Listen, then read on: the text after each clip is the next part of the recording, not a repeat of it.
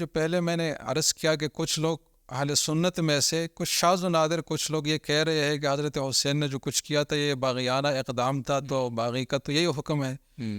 تو اس بات کو تو ہم نے نفی کر لی کہ بغاوت ایک طے شدہ اور تشکیل شدہ حکومت کے خلاف ہوتی ہے. جب پراسس میں ہو تو حضرت حسین اپنا حصہ اس میں ڈال سکتے تھے. صحیح. اور بات ابھی تک پراسس میں ہی تھی، سب لوگ یہی سمجھ رہے تھے، کوفہ والے بھی، جو لوگ خطوط لکھ رہے تھے، سب چیزیں. ورنہ ایک حکمران اگر بن گیا ہے تو پھر بعد میں تو کسی کی ہمت نہیں تھی.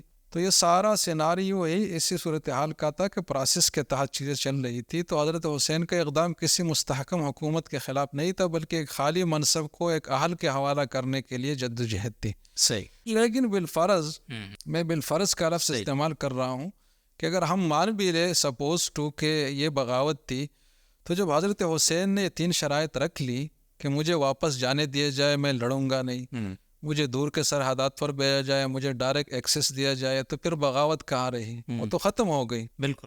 تو اگر بغاوت تھی تو بات ختم ہو گئی، تو اس کے بعد تو کوئی گنجائش نہیں رہتی نا حضرت حسین کے ساتھ لڑنے اور ان کو شہید کرنے کی. تو یقیناً ان کی جو شہادت ہوئی ہے مظلومانہ ہوئی ہے.